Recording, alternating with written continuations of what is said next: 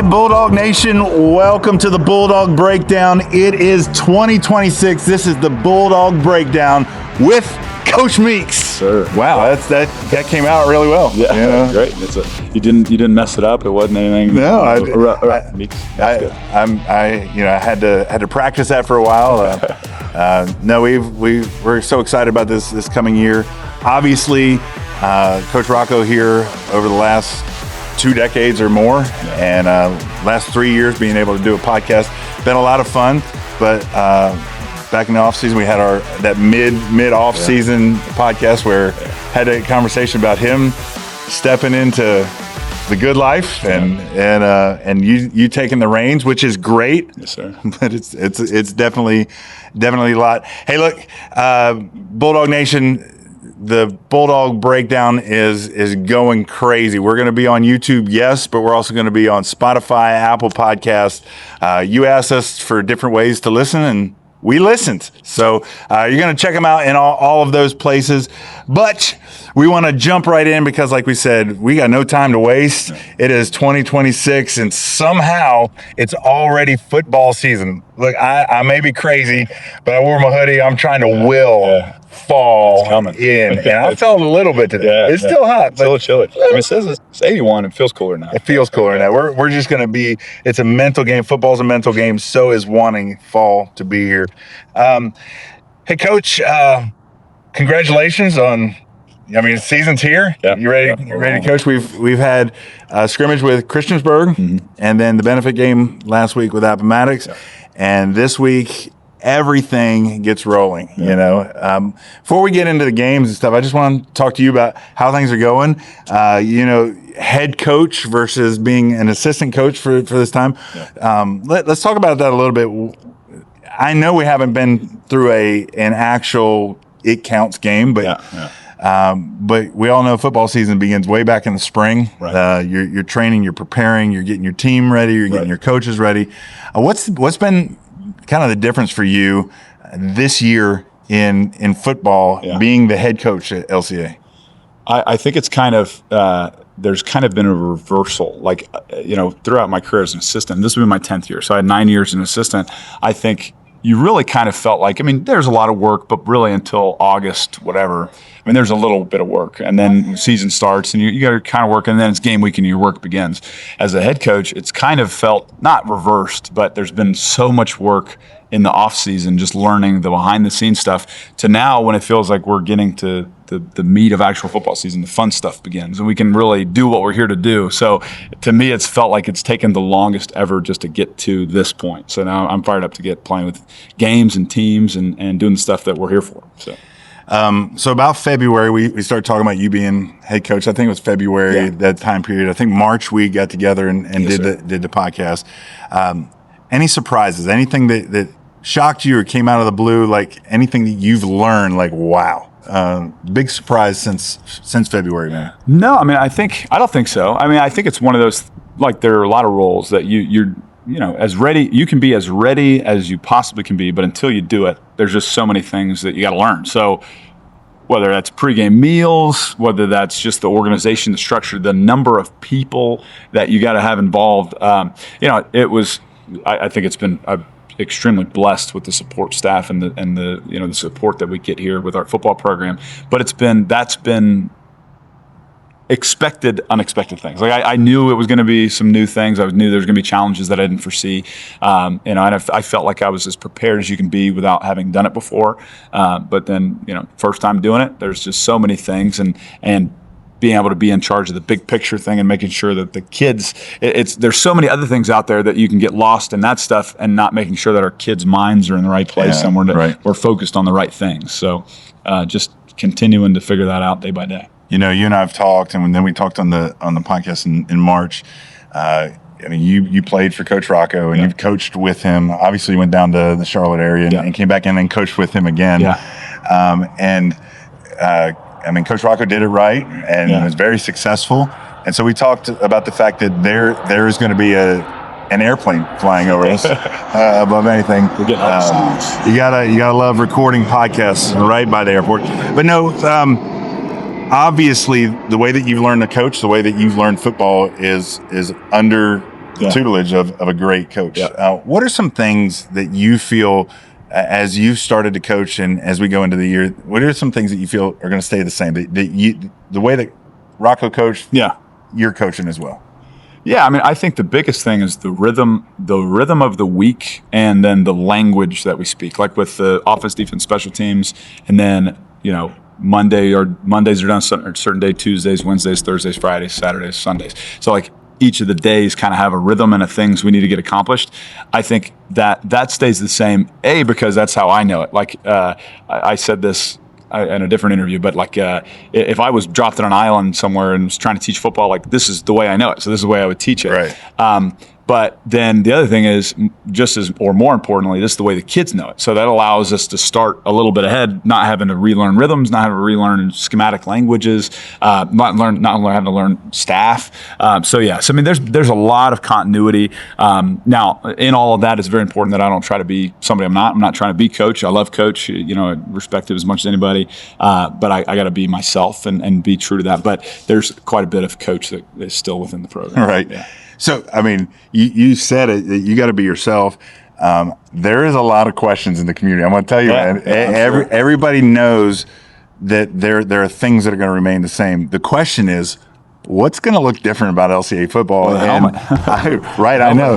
This is one that was lovely given to me, and I was like, now this is history. That's right. I will be back. I mean, actually, when I played, we had been white and switched to red for probably 4 or 5 years. I don't know. We were red. I know we were red my junior and senior year, and then I think they went back to white a couple years later. So that's just something to change. We were red helmet. When I saw white helmet, I was like, what happened? Yeah. But no, I even heard that at the benefit game that there were representatives from several different schools kind of coming to see what's different. So as much as some things will stay the same, without giving too much away, what do you feel is uniquely yours that you came in and said, this is kind of how I coach, this is kind of how I want to lead a team? What are some things that would be you in this? That's a good question. I don't know that.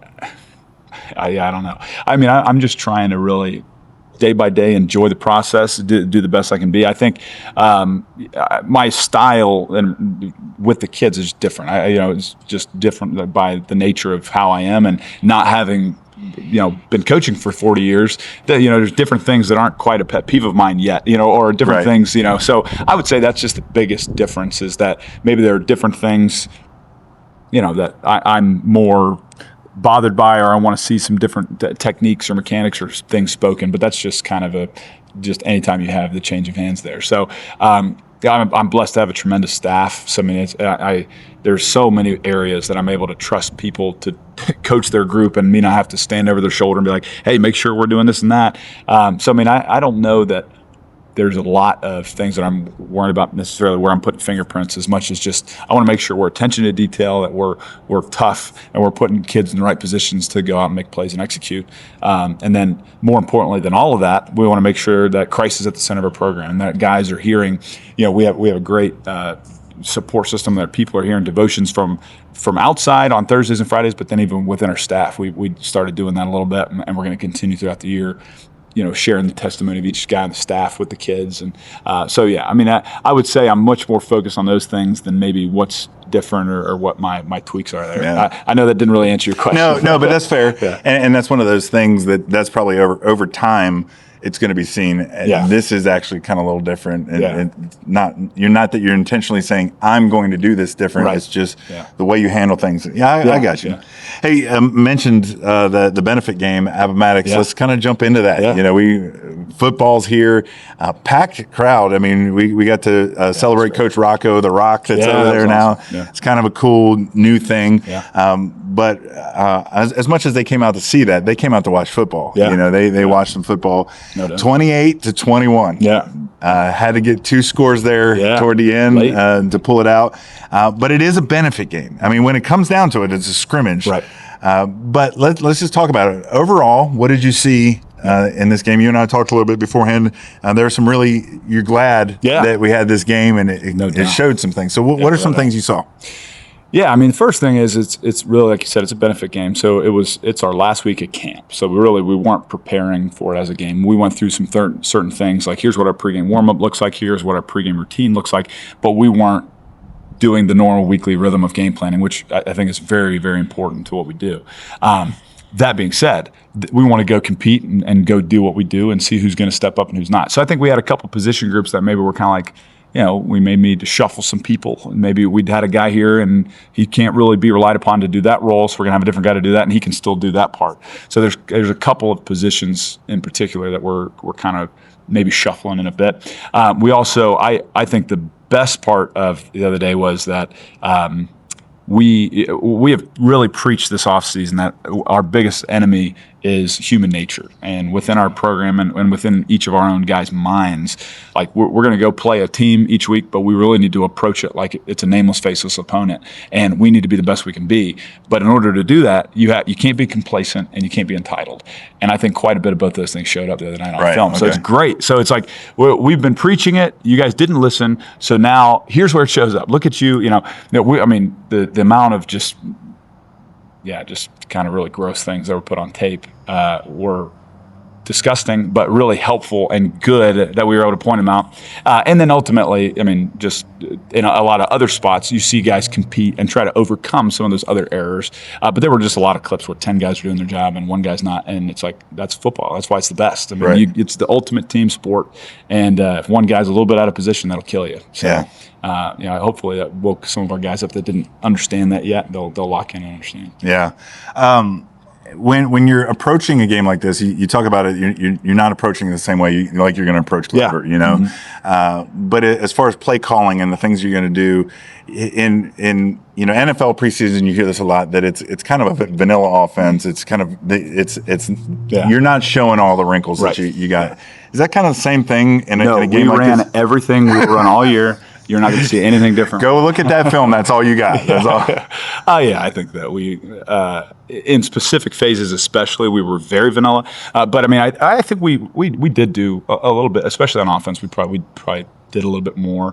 But we by design, we wanted to, and to see a couple of our guys execute roles. So but it is, you want to be smart in the way you. Not only do you want to be smart in the way you guard your concepts, but you want to be smart in that you're not jumping from A to E and your guys aren't prepared for that. You want to kind of build and layer your concepts accordingly. So on all three phases. I think we were about where we should be right now. So gained a lot of data that was useful. No doubt. Going into this week. Before we jump away from that, let's talk about Appomattox really quick, because I only got to watch it through the huddle broadcast. By the way, if you can't catch a game, at least when we're at home, you can watch it online. Yeah. It's really, really cool to be able to go do that. But as much as we had some misses here, they took advantage of that. They're a good team. And I should have said that before. Like nothing, but because we're focused on ourselves, my disappointment in some aspects was purely because of our people not doing their job. Nothing but respect to Appomattox. I think they're going to have a really good season. They came out really good. I think they got a good little quarterback. He did some things that are really solid. They surprised me a little bit. They were better than they've been up front in a couple spots over the years, and they always have tough, hard-nosed, athletic kids, and I think they're going to have a very good season in Dogwood. A lot of respect to Coach Costello and those guys. I know you said there's a lot of things to fix, a lot of gross things. If you can name one of the biggest things that you needed to get fixed this week, I think hearts. I think just the human nature element of it. I mean, the amount of people we had cramping, which, there's a difference between cramping and your legs are locking up between tapping out. And I think we had some disappointments there that I was pretty grossed out to see. And so I think that's the number one thing is who's going to be able to have some, games are going to be tough. You got part of that's preparation. So part of that is it's again mental weakness, entering this into it like it's a scrimmage or like not understanding and having the maturity to realize like you got to go full quarters. You're preparing your body. But then part of it is when things get a little bit harder, taking maybe an easy route out. And I'm not saying all of them were, but there were definitely a lot of those. And that's got to be corrected. Hopefully an hour ago, but right. But it's Well, I was watching them. I think some of it got corrected I hope there. So. Yeah. Wow, I actually exited the field in case I accidentally got drawn into that there.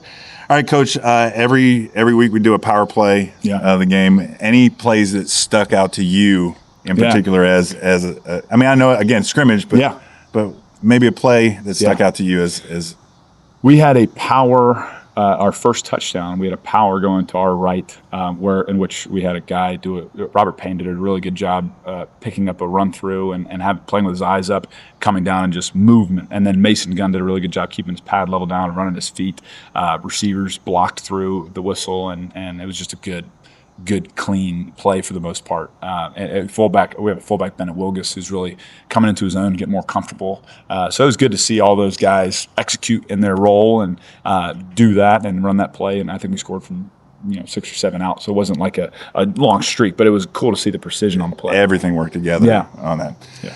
All right, Bulldog Nation, we're going to go take a look at it. This is the Appomattox Power Play of the Week. It's time for the Appomattox Power Play of the Week, brought to you by Appomattox Air, Electrical, and Plumbing, keeping your home running strong. Let's check out this week's big-time play. Appomattox, let's get started. 6 yards out. Nothing fancy about it. Power to the right. Watch the front. Payne picks up the run-through, keeps his eyes up, and moves his man out of the picture. Wilgus finds the crasher off the edge and erases him. Receivers block through, and Gunn, pads level, feet never stopping, waits, lets it open, then goes. Untouched. 6 yards of nobody doing anything special. 11 guys doing their job exactly right. That's not a highlight. That's a clinic. That was your Appomattox Power Play of the Week, brought to you by Appomattox Air, Electrical, and Plumbing. When it comes to your home, Appomattox says, let's get started. All right, Nation. Look at we're done talking about scrimmages and the things that don't count. It is game week, Coach. As we sit here, we're just days away already. Yeah. Days away. By the time this airs, we're going to be 2 days from game day, and Glenvar's coming to town. Looking at Glenvar, 14-1 last year. The only game that they lost was in the Class 2A state championship. Last 2 seasons, 26-3. Yeah. And so sometimes when fans look at things on paper, they'll go, it's a Class 2 team, it's that we should this is a good team that's coming to play. As you get ready, I mean, again, this is your first time in the mode as head coach, like getting everybody in that thing. What are some of the hard things now? You've played a game on Friday, and now you got 6 days to get ready for Glenvar. Yeah. What's hard about that? Yeah, I mean, I think anytime you're going into a game, you're never feeling fully prepared. You can't get enough reps of every little thing that they do against maybe worst case scenarios or medium case scenarios of what you do against it. But I think overall, we're glad to be here. We're glad to be in the first week of game prep. We've had a fairly good camp overall. And so, I mean, we're excited to go play a very good Glenvar team. You said they're a 2A school, and people might look at them and say, oh, well, they're 2A. Well, we're currently appealing to try to stay 3A, but we're a 2A size school. So that they might be as big or bigger than us. I don't know. I mean, we just played Appomattox, which is about our size. So, I mean, Coach Clifford has done a great job for years. I think he's been there 18 or 19 years. He's been there a long time. They've been to state championships games. They've won a state championship. They've been very good for a very long time. And they're well coached. They're very disciplined, and they're from a part of the state that just lives, eats, and breathes football. They love football, man. Yeah. So I think last year, they lost to Strasburg. They did. And who was a buzzsaw? They were very, very, very good. Yeah. When you look at that specifically, I know some players are going to change, but in general, looking at Glenvar, what are some things that you see that we're going to need to be prepared for? Some things that we might be able to attack. Yeah. They do some really good things up front on both sides of the line, on offensive line and defensive line. That they're very well coached.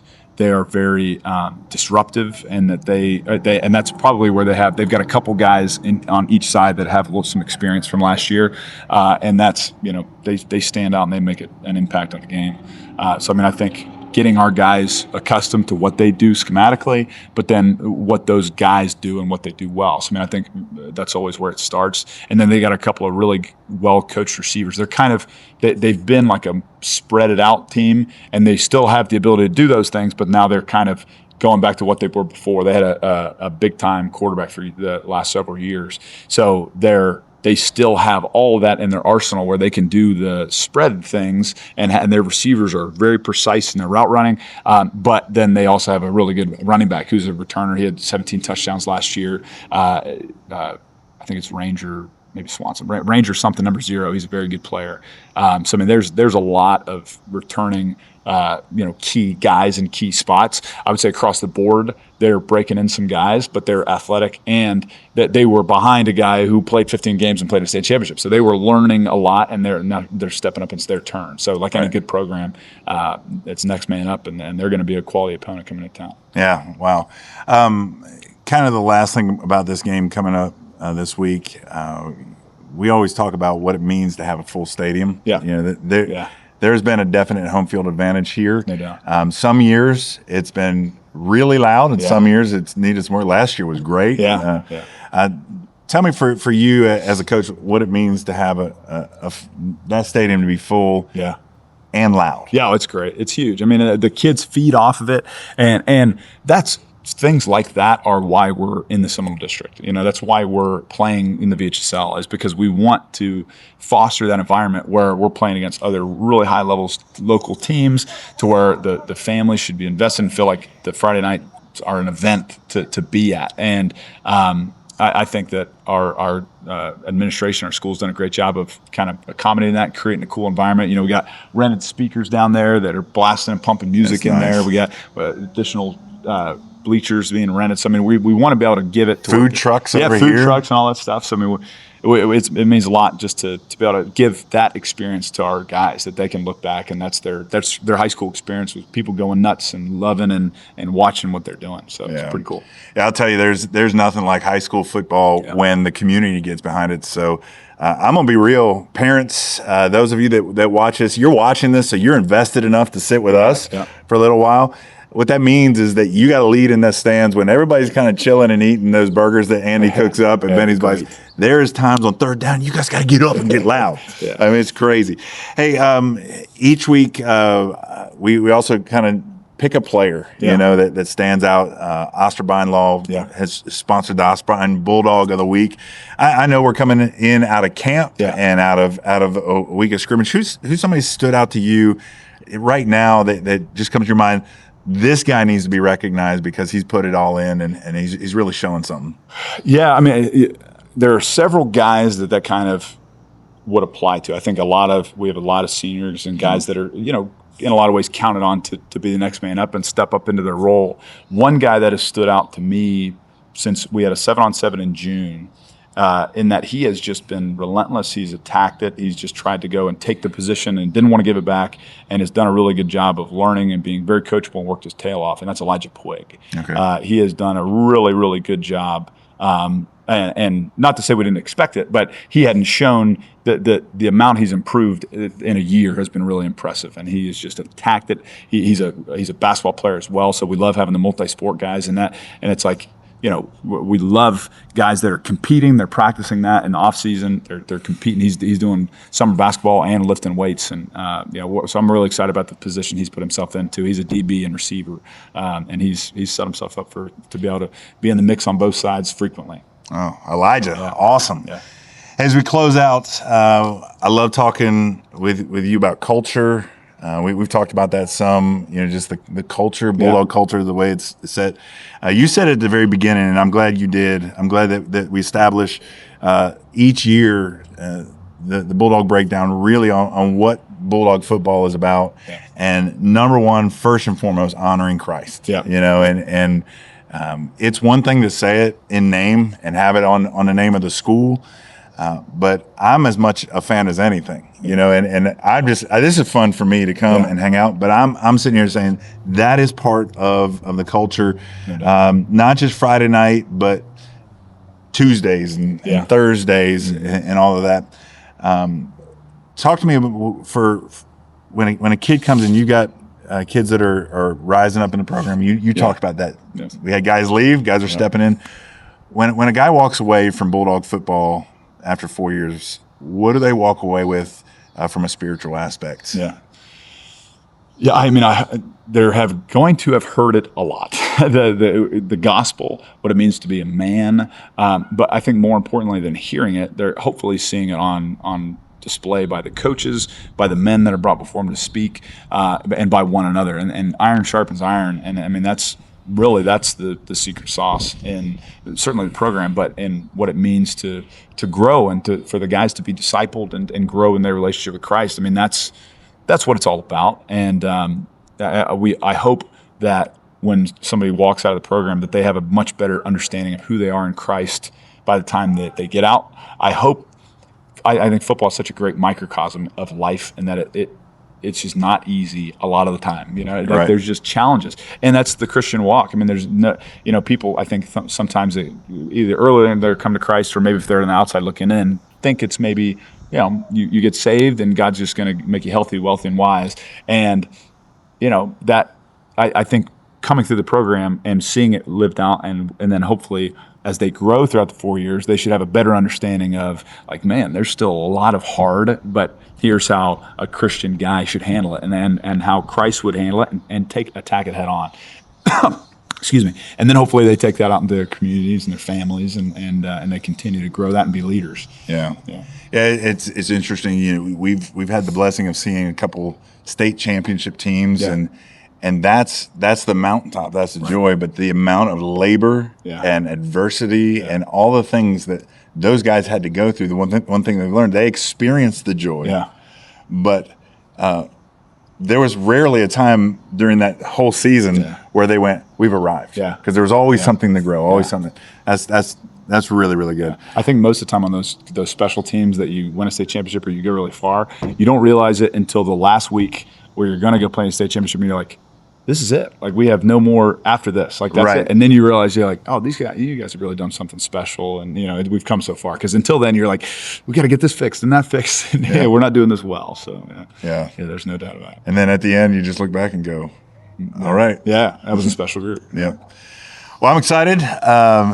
Week one is, I mean, we're recording this on Monday. We'll share this on Wednesday. That's going to be the plan this year is to come to you on Wednesdays, share what's happening on the field. Of course, next week we're going to have a record, That's right. And we're believing it's going to be 1-0. Yeah. And you guys are going to be part of that. We want you to come out, be a part, get here early. Those of you that know this field, you got to get here early, get in the gates. Yeah, Bulldog Walk. Bulldog Walk. And it's the first Bulldog Walk where we're going to touch the Rocco Rock. Yeah. Rocco Rock. So it's it's a special one. So at 6 o'clock, you guys walk across, right? 5:45. 5:45. Yeah. 5:45. Come park, and then come from the Jason Brown Fieldhouse. They walk across the road.